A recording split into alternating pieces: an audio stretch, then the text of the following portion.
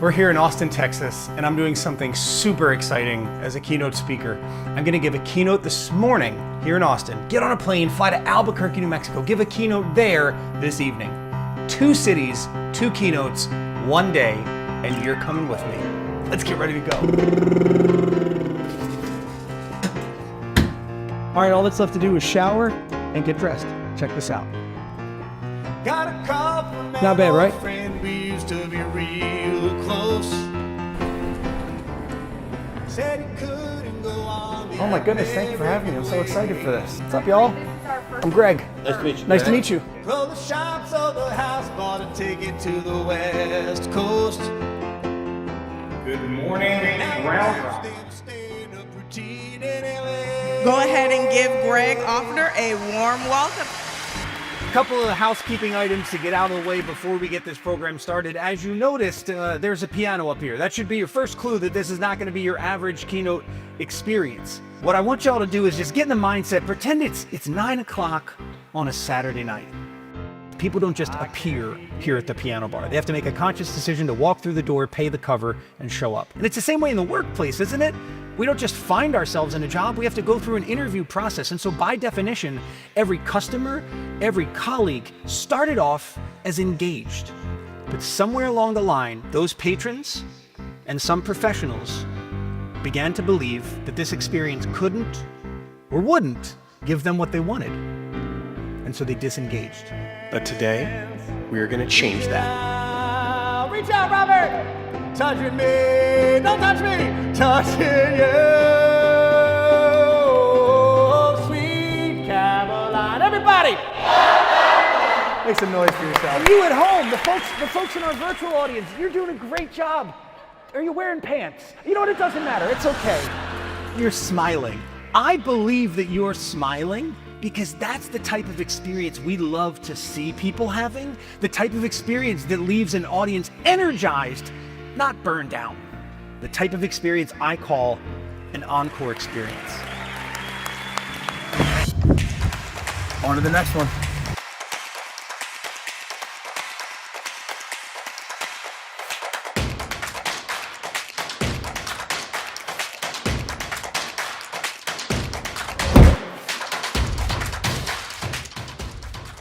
All right, well, we made it. We're in Albuquerque on our way to sound check for our second keynote of the day tonight for my client. I'm so excited to be able to bring you with me. The place is buzzing with excitement. It's gonna be epic. Let's do this. Please give a warm Presbyterian welcome to Gregory Offner. First, we ask, why am I here? And then we ask, what can I add? What can I do that's uniquely mine? And when we begin to create experiences that allow us to show up with a purpose and deliver something that is uniquely ours, we get a phenomenal outcome. Where's Zoe M? Can you come up here for a moment? I just need to grab one more thing. Tim all of a sudden started going like this, real loud, right? And you started clapping too. This is the best kind of contagious, when we allow ideas to flourish and bubble up in the organization. And at first there might be some reluctance to participate and actually share what you've got, what ideas you have, what talents you have.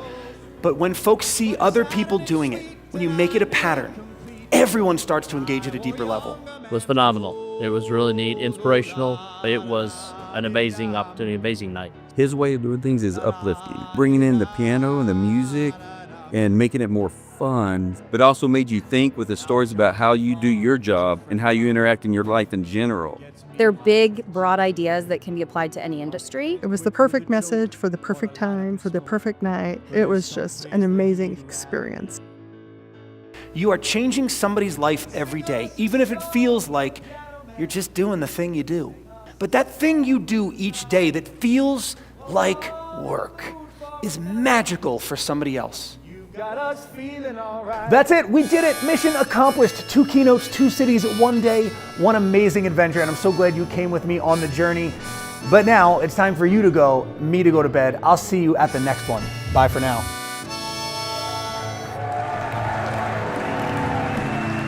Then a new performer, I mentioned him, Brian.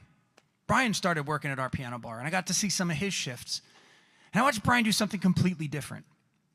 See, he didn't see the request slip as a transaction like Stu did, right? You want to hear a song, I want your money in the jar. That's the game. Brian saw something different. He saw an opportunity to make a connection. There's a song that you all may remember. Country roads take me home to the place I belong. And you all go. Right, now here's the thing. Brian would get through one verse of that, and then he would say, okay, now when we get to that West Virginia Mountain Mama part, I want you to scream out the state that you're from. And whatever state is the loudest, it's going to be their bar for the rest of the night. We'll sing your state's name when we get to that part, okay? So I wonder what would happen if we tried this in this room. Country roads take me home to the place I belong. Scream your state.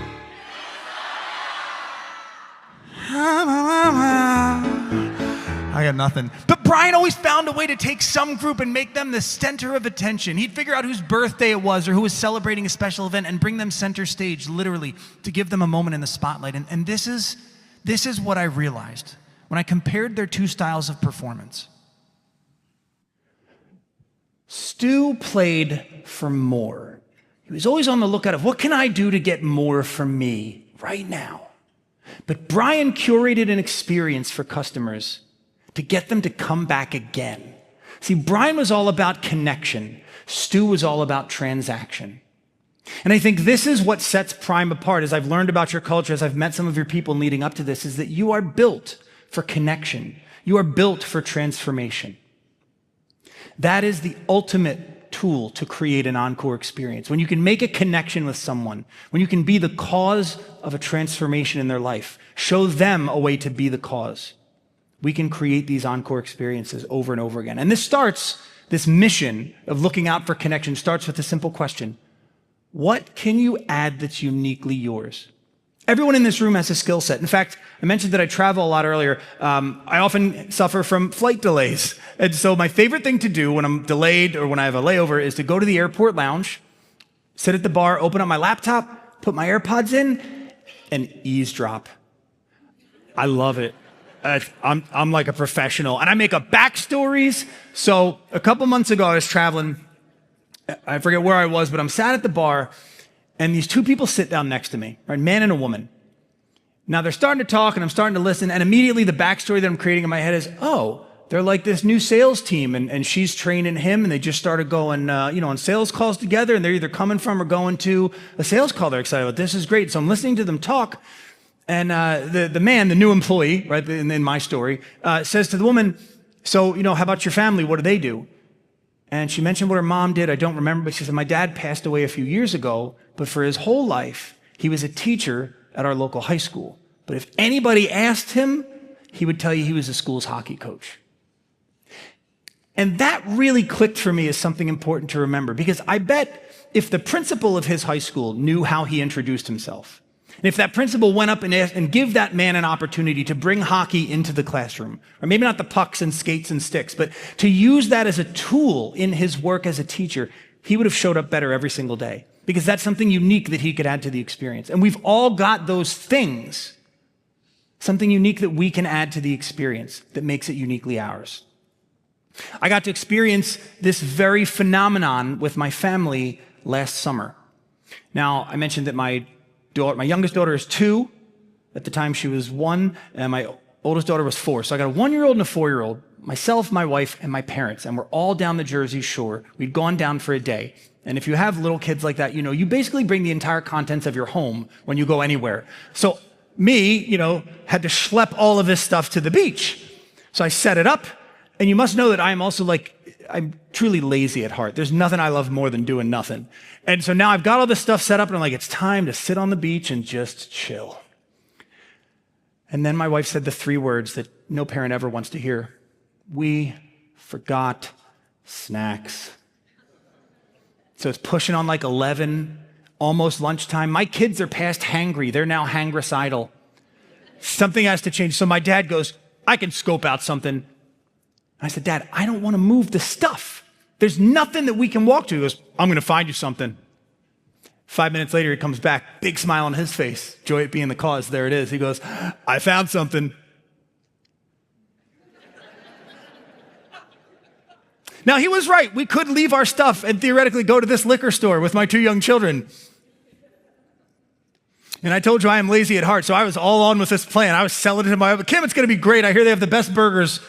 And so we walk in, and it's like one of those record stop moments. Everybody turns and looks. The hostess couldn't have been kinder. She said, table for 6? Yes, please. Leads us over to the table. Now, at this point, Frankie, 4 years old, all of the self-control that she had been exerting all day, like mustering up, God bless her, just gone, and just starts to melt down. And I mean like meltdown, friends. Dragging to the table. We get to the table, she's knocking the ketchup off, and the sugar packets are going flying. I'm like, oh my God, I'm going to get kicked out of a liquor store. And the waitress comes over, and she looks at us, smiles, and says, seems like you could use some drinks. I said, yes. She says, my name's Rachel. I'll be taking care of you. But a quick question, and now she's looking at Frankie, who's still mid-meltdown. I have this very important job that I need help with in the kitchen. Now, Frankie's looking up now because this is not part of the standard server patter. And Frankie sees Rachel, our server, looking right at her. And Rachel says, would you mind coming to the kitchen to help me with a very important job? Mom, Dad, would that be okay? Could I take her to the kitchen? I was like, lady, you could take her to Alaska. And so off they went. 5 minutes later, they come back. Rachel's got our drinks. Frankie has a big stack of napkins, huge smile on her face. She sat down, and Rachel told us that Frankie was going to be our table captain. And for the rest of the meal, she'd get anything that we needed. She knew how to signal Rachel. And Frankie was the best behaved toddler I'd ever had the pleasure to dine with from there on out. At the end of the meal, she goes, Daddy, I really like Rachel. I said, I know, she's pretty awesome, isn't she? Frankie asked if we could invite her to her birthday party, which was coming up a month later. I said, babe, I don't know. Rachel's probably working, but let's just say thank you and we'll take a picture with her. Now, the thing is that nowhere in the server's job description does it say navigate a toddler tantrum, right? Greet the table, take the order, bring the order, clear the table, bring the check. Thank you very much. Please come again. But to be honest, if she had done that, we would have never set foot in Fred's Tavern and Liquor Store again for a meal. But because she saw the opportunity to add something uniquely hers, every time we go back down the shore, we visit Rachel at Fred's Tavern. She created an encore experience for us by doing the one thing that only she could do in that moment. No amount of Michelin star food or free tequila was going to fix that meal for us. But Rachel had a special job in the kitchen that only Frankie could help her with. Rachel gave Frankie the opportunity to be the cause of something in that meal, to collaborate rather than just be a passive observer as mommy and daddy chose chicken tenders or grilled cheese. This is our opportunity each day to be like Rachel, to read the room. And this brings us our opportunity for the third part of the program to create a transformation. Because the truth is, I wouldn't be here if I hadn't experienced my own transformation of sorts. I was perfectly content working at piano bars. This one's Pete's in Austin, Texas. I mean, my tip jar would fill up night after night. But as I began a shift in Philadelphia at my home piano bar in 2015, something was different. I tried to sing the words to the first song and nothing came out. And so moments later, I realized I had no voice. I wasn't sick. I wasn't nervous. My voice was just gone. And so a few weeks later, I found myself at an ENT's office, an ear, nose, and throat specialist, who told me that my singing career was over. And if I didn't get into the operating room to have immediate surgery on my vocal cords, I'd lose full use of my voice in anywhere between 2 weeks to 2 months. And once it was gone, there was no surgery or procedure that could restore the ability to speak. For about a decade, up until 2015, I got to perform in piano bars all over the world. From Vegas to Paris, from Manhattan to the Middle East, I got to entertain audiences of all shapes and sizes. Now, chiefly, my job consisted of making sure they had a great time and left in a better condition than I found them. And to me, sending a group of random strangers home with a smile felt a bit like I was doing everyone a public service. I remember one night in particular in 2015, I was about to start performing at a piano bar in Philadelphia. Now, that was Dueling piano bar, so there were 2 pianos on stage, and I had a partner. His name was Brian. So Brian had led off the night with our spiel. That's how we welcomed everyone into the piano bar and helped them learn the rules that would enable them to enjoy the experience to its fullest. Now, because Brian was leading off the night with the spiel, that meant that I had to lead the night off with a song. I always chose the same song to play, and so I walked to the piano, I sat down, placed my hands over the keys, and as I played the notes and opened my mouth to sing, nothing came out. This had never happened before, and it wasn't nerves. It wasn't illness. It was tragic. Because there I was on stage in front of a whole room full of people, and the one thing I was supposed to do, I couldn't. So I grabbed one of our request slips from the piano and wrote a note for the manager. I walked it over to him and showed him the note. It said, "My voice isn't working, and I don't know why. I've got to leave." He said, "Greg, don't worry. Figure out what's wrong with your health, then come back. There's always a spot for you here." 2 weeks later, I found myself sitting in front of a different audience, a room full of doctors and medical professionals. I had just spent the last 2 days being poked and prodded and examined by this team of vocal professionals, and the doctor who ran the practice was about to come in and give his diagnosis. He entered the room, and I could see everyone straighten up their posture a little bit. Now, this wasn't just any doctor. In the world of ENTs, ear, nose, and throat specialists, this guy was a bit of a celebrity. When the best in the world need vocal care, they went to him. His steely blue eyes met mine, and he said, "Mr. Offner, we've completed your exam, and I'm afraid your vocal cords are what we call partially paralyzed. So you have a series of cysts, nodules, and polyps covering your vocal folds. And to make matters worse, we've discovered that you have severe, undiagnosed reflux. All of that has put you in this position. And if you do nothing, within 2 weeks to 2 months, your cords will become permanently paralyzed." I said, what does that mean? He said, "It means you will never speak again." In that moment, every single piano bar I'd ever performed at flashed through my mind, except I couldn't see myself sitting behind the keys. I couldn't see myself as a performer. I was unwilling to accept this fate, and I said, "What needs to be done so that I can get back to the piano bar and perform?" He said, "Greg, I don't think you understand. We're not talking about your singing voice. I'm talking about your speaking voice. At this point, you need to consider your professional performing career as over. And our job now is to try to save your speaking voice."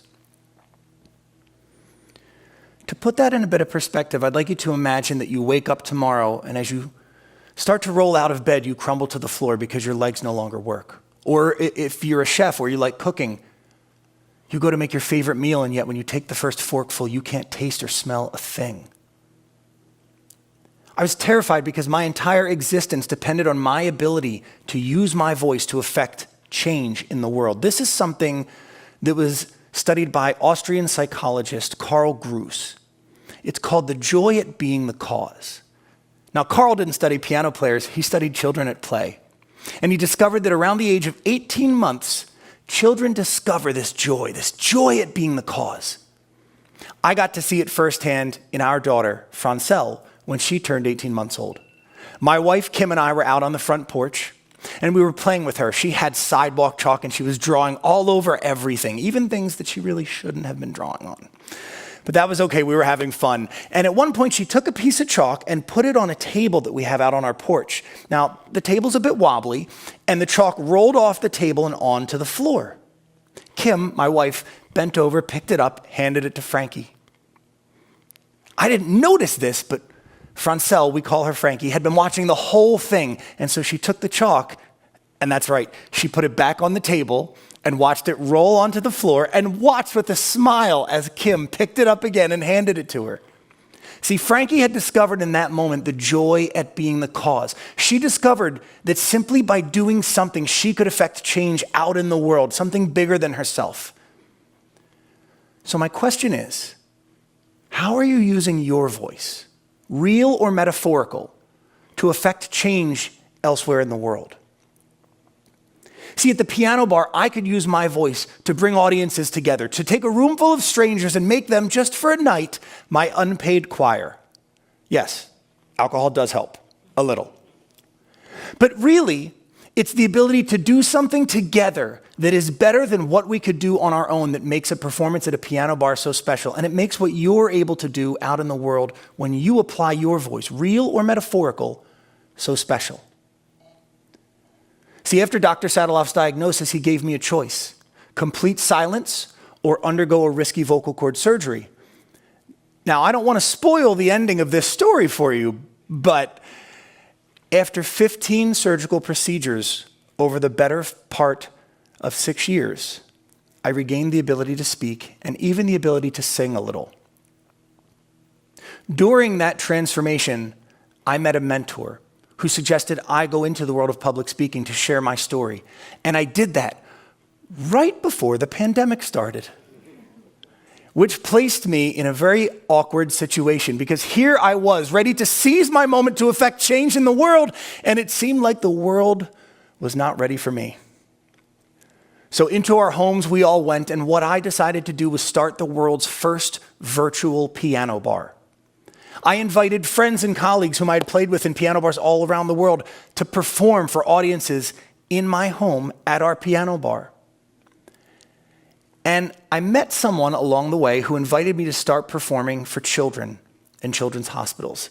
He worked for an organization that brought musicians and entertainers into the lives of children who were not doing very well from a health perspective. And this was incredibly fulfilling because even though I couldn't see the other people on the other side of the screen, I knew that I was helping someone by putting a smile on their face.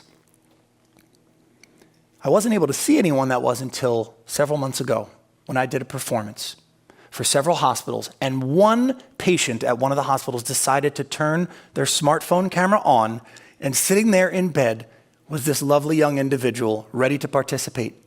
They raised their hand virtually, as we do in the chat room, to request a song. I said, "What song would you like to hear?" They said, "Well, there's a song that my mom and I sing all the time. It's from this movie and we really love it. Could you play it?" And they told me the name of the song, and I said, "Look, I'm not gonna lie to you. I am not good at playing that song, and I really don't know how to do it well, but if you sing it with me, I think we can do it together. Would you be up for that?" They said yes. And we performed that song, and I saw a smile on this child's face, ear to ear, the likes of which I had never seen before.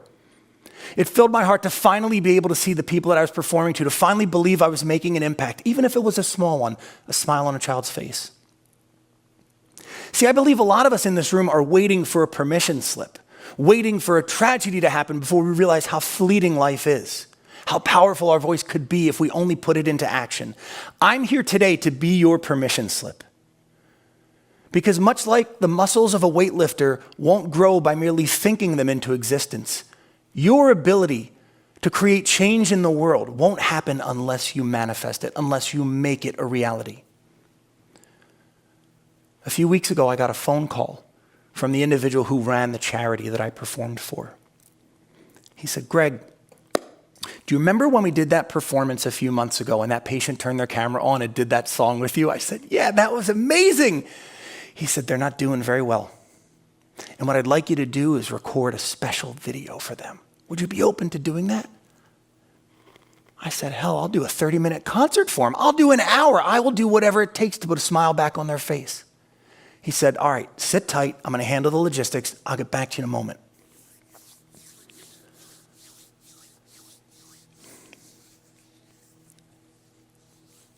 Five-ish minutes later, I got a voice message from him, a voice text.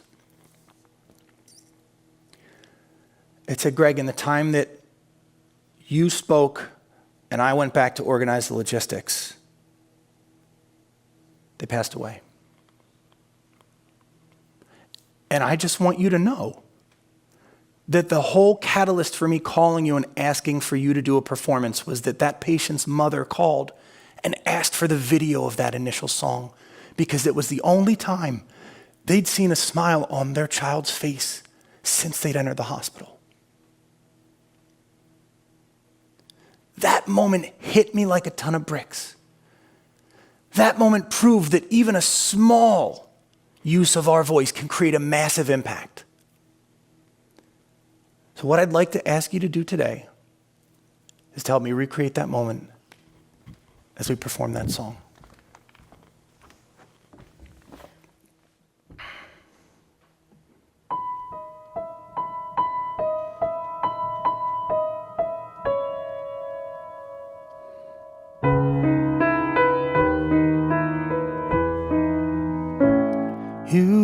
the sad eyes.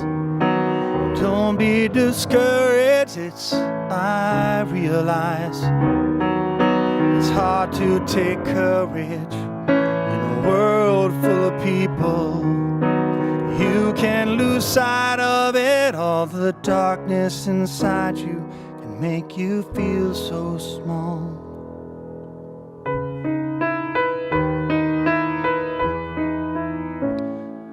Show me a smile then. Don't be unhappy, can't remember when I last saw you smiling. The world makes you crazy, and you've taken all you can bear. Just call me up, 'cause you know I'll be there. I see your true colors shining through. I see your true colors, and that's why I love you. So don't be afraid to let love show your true colors. True colors are beautiful.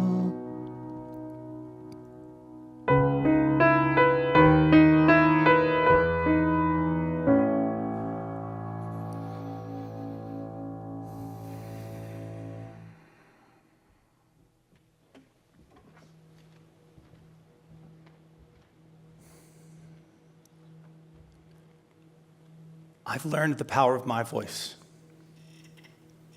Now it's time for you to go show the world the power of yours. Thank you.